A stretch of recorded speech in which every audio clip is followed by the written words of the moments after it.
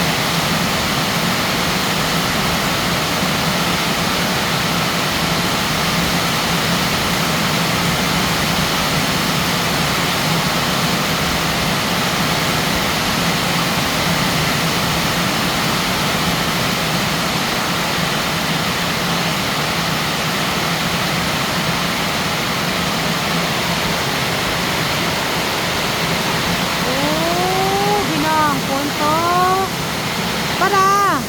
แตงโมลอยน้ำแล้วแตงโมลอยน้ำแล้วแตงโมลอยน้ำของหล่องแล้วแตงโมลอยน้ำของหล่องแล้วพายุเข้านะคะที่โคกหนองนาออกจากโดมไม่ได้นะคะFCป้าดาเปย์ทั้งชุดนางรำนะคะป้าดาเปย์ทั้งชุดนางรำ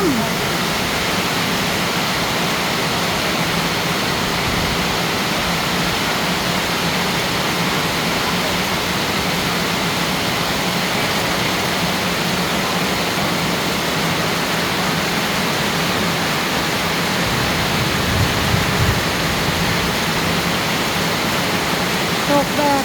ไม่มีลมนะคะไม่มีฟ้าร้องตกลงมาแบบมีแต่น้ำนะคะไม่แต่น้ำมองไปด้านนอกนะคะถนน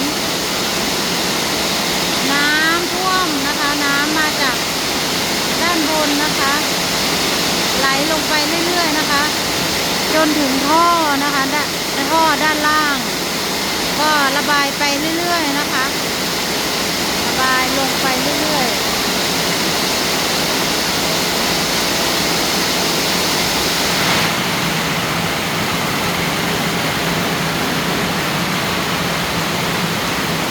รถนะคะเขาวิ่งมาก็แบบช้าๆเลยพี่น้อง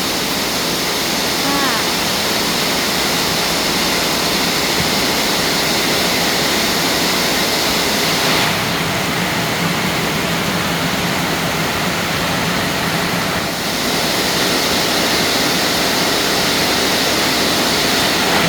ฝนจะดีกว่าทุกที่นะคะ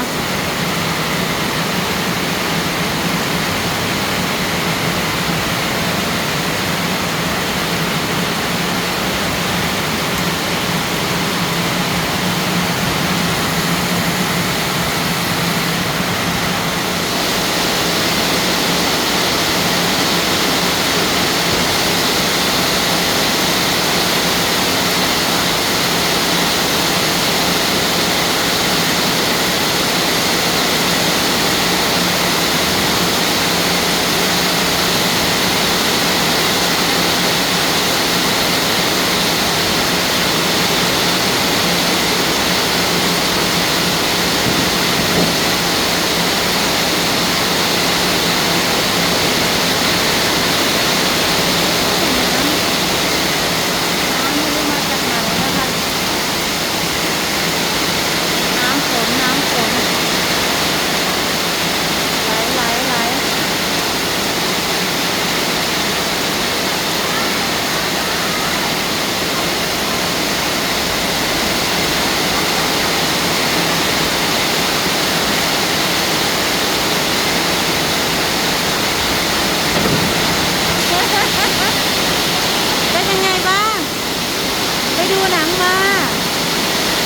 สนุกไหม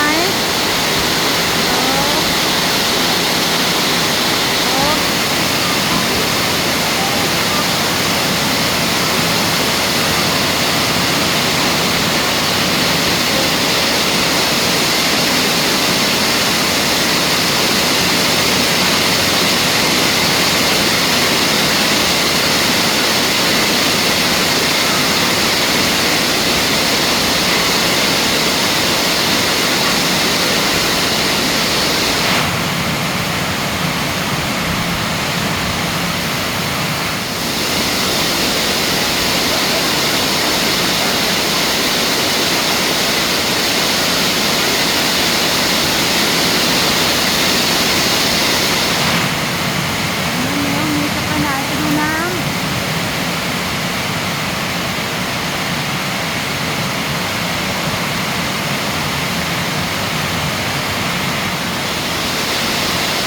ไปเล่นออกไปเล่นน้ำฝนแล้ว